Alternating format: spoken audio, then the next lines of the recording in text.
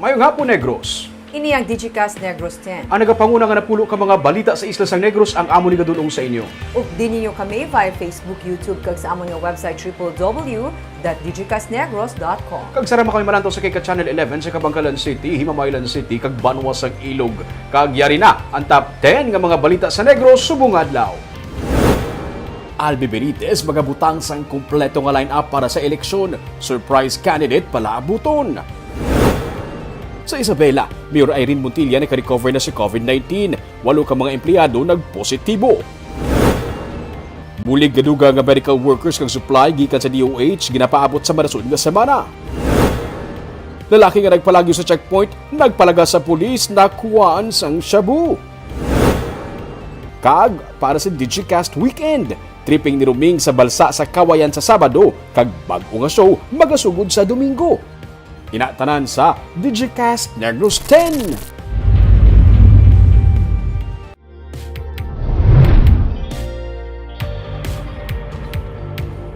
Sa number 10, trangkaso dengue kag leptospirosis kabahin sa mga balatian nga ginamonitor karon sa City Health Office labi na nga tig-ululan.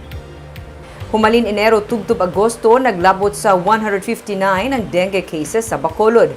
May pagnubo ini nga 36% kung ikumparar sa 250 ka kasos ng dengue sang amo nga period sa nagligad nga tuig. Suno kay Dr. Edwin Miraflor, officer in charge sang Bacolod City Health Office, posible pa nga magsaka ang kaso sang dengue. Kag kasubong man ang kaso sang leptospirosis karon nga nagainulan resulta man nga nagaluntad ang pagbaha sa pila ka mga kabarangayan. Balantayan man suno kay Miraflor ang mga balatian kasubong sang trangkaso kag gastrointestinal disease o kun mga sakit sa tiyan. Gani karon nga pandemic padayon ang pangabay sang pamuno sang health office sa publiko nga maghalong ipasiguro ang matindo nga palibot kag pabaskuron o kon pabaskugon ang immune system agud makalikaw sa mga balatian karon nga tig-ululan.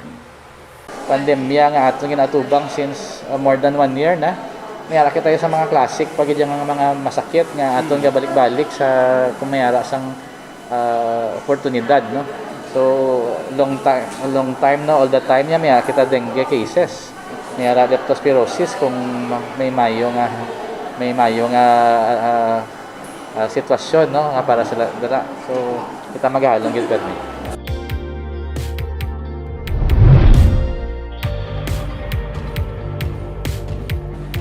Sa number 9, ang Power Watch Negros Advocates ang napagawa sa ilang position paper nga nagapakita sa ilang oposisyon sa 43rd Annual General Membership Assembly sang Sineco.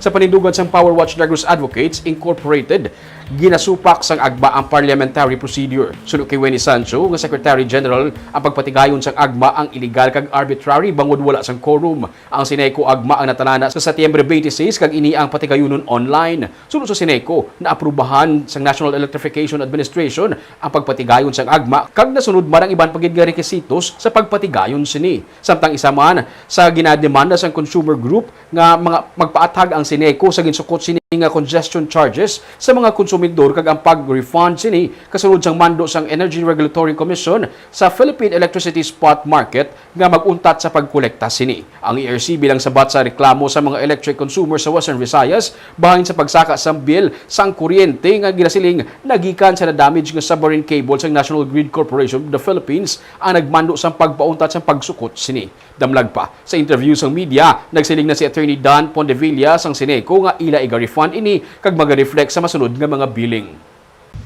We call upon the Sineco management to substantially explain this crucial issue of the Amlan incident and its ramifications on the monthly bill of Sineco consumers. Kag isa pa dapat mag-set up na ang Sineco ang ginatawag na mechanism for refund.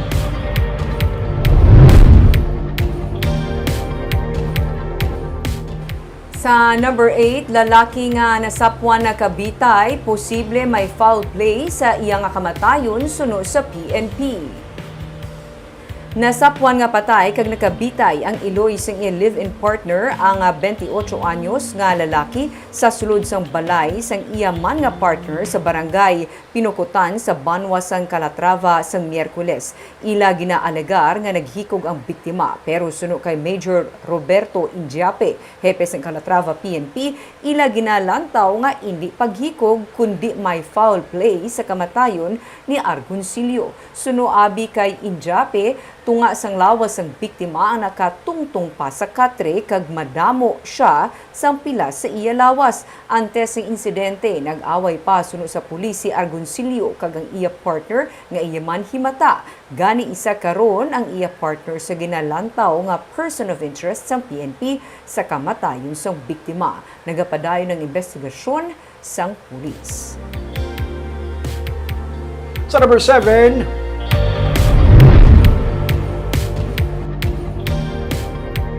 motorcycle rider nga naglapas sa curfew, nagpalagyo sa checkpoint, nagpalaga sa pulis, nakuhaan sa ilegal nga droga. Arestado ang 23 anyos nga si Aris Mapa matapos siya makuhaan sa ilegal nga droga sang siya ang nagpalagyo sa checkpoint sa Dalan Burgos, Palangka sa Barangay 12 kahapon sang kaagahon. Sunod kay Major Ramel Sarona, commander sa Police Station 1, ilagin parahan si Mapa nga sakay sa iya nga motor bangod alas 2 na sang kaagahon kag yara pa siya sa dalanon. Wala naguntat suno sa kay Sarona si Mapa kag nagpalagas pa sa pulis. Samtang ginalaot, natumba siya sa iya nga motor suno sa pulis trikisa. Nagkuha sa kay Mapa ang 3 ka mga sachet sa ginapatian shabu pati na ang tissue nga nagaunod sa ginapatian marijuana. Sang detained na karon sa Police Station 1, kag kaso nga possession of illegal drugs ang ipasaka batok sa iya.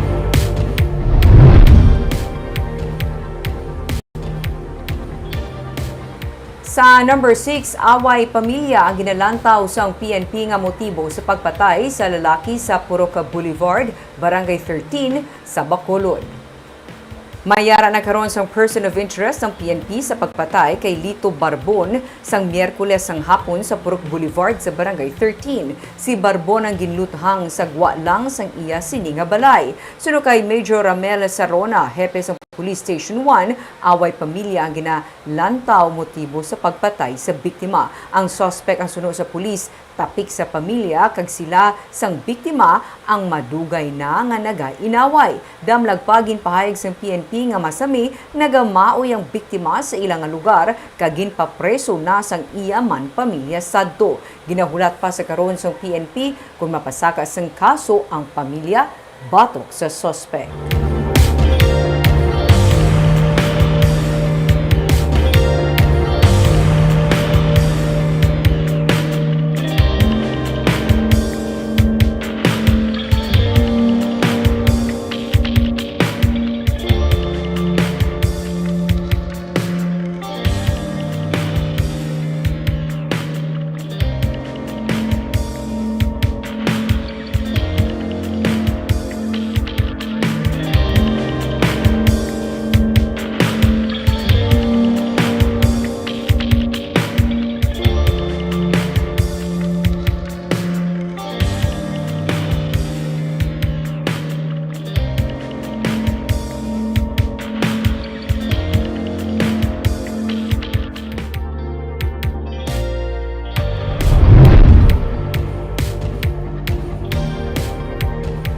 Sa number 5, sa University of St. Asal Coliseum patigayunon ang voters registration sa Comelec Bacolod humalin sa Lunes tubtob Huwebes, Setyembre 30.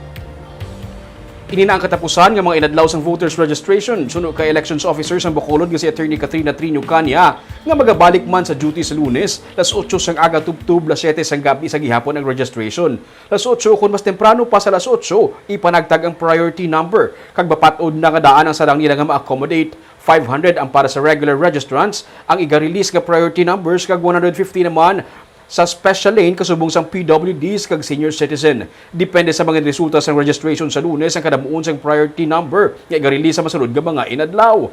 Nagapasalamat ang Comelec sa tagdumalhan sa University of St. Lasal kag nagapangabay man sa mga registrants nga magsuksok sa nagakaigo nga bayo. Likawan ang malipot nga shorts o konsando. Samtang ang magapa-reactivate bangod dadula sa list of voters sa ilang kapaslawan sa pagboto sa makaduha ka beses ang sarang magpadala sa ilang application via online. Pangabay naman sang COMELEC nga klaruhon ang pag-fill up sa application kag walaton ang sabat sang COMELEC angot diri. Dapat ilakip ang contact number sa iga-submit nga application para sa ginapaabot man nga interview.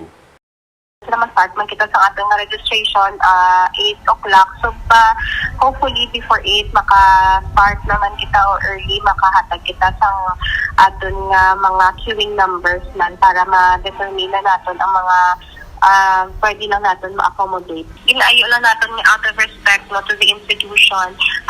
Mabayo lang kita sa nagakaigo lang. Wala lang short, wala lang sleeveless, wala lang santo for the boys.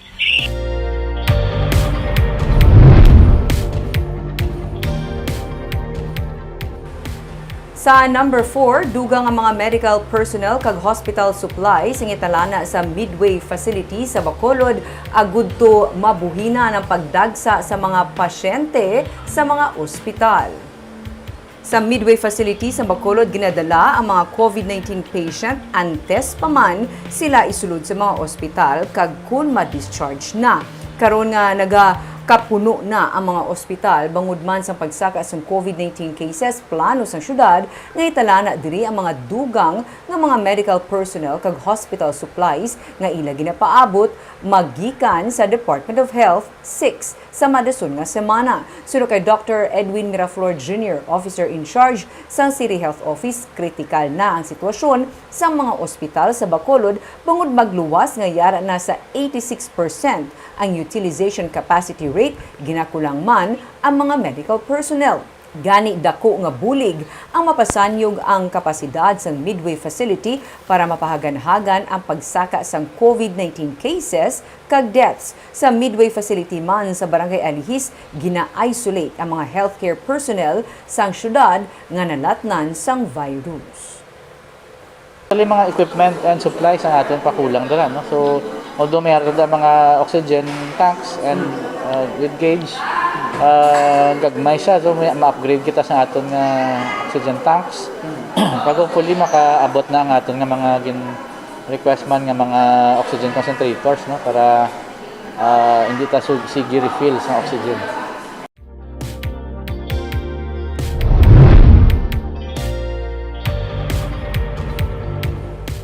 Sa number 3, Emergency Operations Center nagaduso sa paghatag sang pribilehiyo sa mga fully vaccinated persons sa Bacolod City. Limitado gihapon ang kadam-an sang pwede makadine-in sa mga restaurant kag iban pa nga kanan-an sa Bacolod bangod sa ginapatuman nga general community quarantine with heightened restrictions. May pila man ka mga kanan-an nga wala man nagapahanugot sang dine-in bangod sang limitado nga venue capacity. Apang agud man amat-amat nga makabangon ang ekonomiya, ginaduso ni Dr. Chris Rongon, Deputy for Medical Data and Analysis sa Bacolod Emergency Operations Center, nga matagaan sang pribilehiyo ang mga fully vaccinated nga makadine-in. Kasubong ini sang ginapatuman karon sa Cebu City nga nagahatag man sang dugang mobility para sa mga fully vaccinated individuals. Nagapati si Sorongon nga sa sini nga pamaagi, mas mapadasig man ang ginapatuman nga vaccination program sa Bacolod. Nga obserbaran tayo na para makita gid sa pumuluyo ang benepisyo kung maging fully vaccinated ka kumpara sa hindi mabakunahan. Labi na gid nga subong sini sa Delta variant surge naton, makita ta ang laban nga ka-hospital, laban nga ara sa ICU, laban nga kapatay are unvaccinated.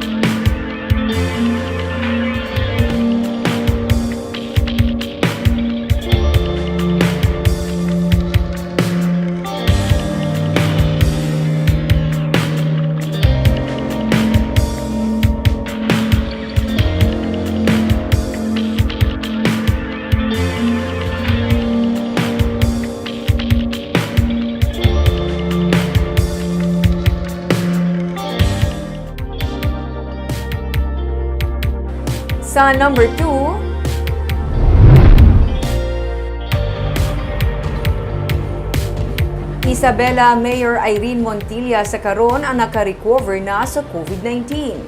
Sunod sa alkalde, may 8 kaiban pa nga mga empleyado sa munisipyo ang nagpositibo man sa COVID-19. Nagwa sa report nga ang alkalde kaupod sang pila ka mga department heads sang Banwa ang nagtambong sa isa ka LGU training sa isa ka venue sa Banwa sang Hinubaan. Sunod kay Mayor Ernesto Estrao, kasunod sang pagwa sang balita sang COVID infection sa mga natungdan, ginpaidalo man sa swab test ang staff sang among venue kag ini sila ang negatibo sa virus. Ginklaro man sa Provincial Director sa Department of Interior and Local Government nga si Roslyn Quintana nga ang DILG officer sa Banwa nga nagtambong sa amo nga pagtililipon ang nagpaidalo man sa swab test kag nagnegatibo ang iya nga resulta. Ini sa tunga sa nagwa man nga balita nga nagpamalibad ini sa pagpaidalom sa swab test. Ang natungdan nga DILG officer suno kay Quintana ang isa sa mga resource speakers sa amo nga LGU activity. Kag sa numero 1 sa mga balita, subong nga adlaw.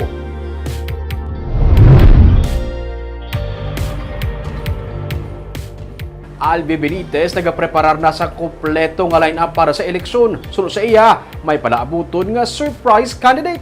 Yaring report. Kompleto nga line-up halin sa mga konsihal, vice mayor kag congressman ang ginapreparar sa kampo ni Albi Benitez nga magapapili bilang mayor sa Bacolod. Sunod sa iya, subong pa lang may mga ginakonsider na siya nga mga kandidato. Ang mga balasihan niya sa pagpili sa mga maupod sa iya sa partido, amo ang ilang manging kontribusyon, ilabi na sa pagbangon sa Bacolod, gikan sa pandemya. May gina-consider na kita. No? So, ano ang ginapangita mo gid kong para ma-consider mo po mo lang? well, kung ano mga contribution nila pag-abot sa tiempong may kinalanta mga legislation that will deal with the current situation. Okay, pandemic kita eh. Ang isa sa mga kinalanta is to think about recovery, to think how we can maintain our health system. So, mga amo na nga bagay, dako nga contribution ang council. Wala siya may ginapili katapok man sa subong nga administrasyon o kon oposisyon, basta nagaupod sa luyag niya nga iluso nga change for the better. May mga nagtabok What do you mean tabo? from the administration. We will consider everyone, no? Especially those who would embrace the concept of tungtungan ta, what we're calling for. It doesn't matter whether para sa current administration o wala sa administration. Ang important is they have the same ideology of what we're pushing for. Sa pamangkot kud bala, may mga ikakibot ang taga Bacolod nga mga kaupod niya sa iya nga team, inilang ang iya nga sabat. May mga sa lineup nga ma-surprise ang taga Bacolod ayhan. Well, it will be new. So there will be some surprises. Wala siya anay sang luyag pangalanan sa subong kay parayon pa ang inistoryahanay. Sa katapusan sa bulan, natala na ipakilala ni Benitez ang mangin katapo sang iya nga partido. Weekend na naman buwas, kabahin sa amon nga una nga anniversary. Mayara kami sa panibagong nga offering para sa publiko. Sa buwas sa tripping ni Ruming, road trip kita sa Banwa sang Kawayan. Sa may barangay Tuyom, may mga balsa nga ginaparentahan nga kamulang sang imo nga pamilya ang makaokupar sini. May swimming area for kids nga may net sa idalong para sa safety sang kabataan. Amo sini ang kulor sang tubig sa baybayon sang Tuyom. Kag may mga isda man gani nga nagapasilong sa mga balsa. Aton inilagawan buwas 10 AM sa tripping ni Ruming.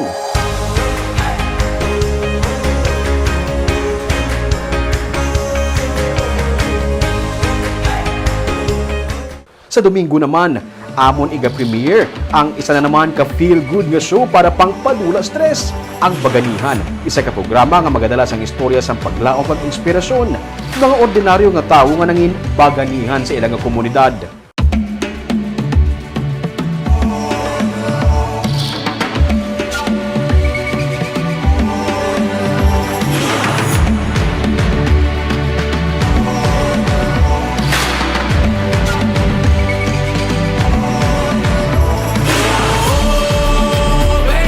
Naton si Nico Delfin sa Domingo, 10 AM para sa Baganihan.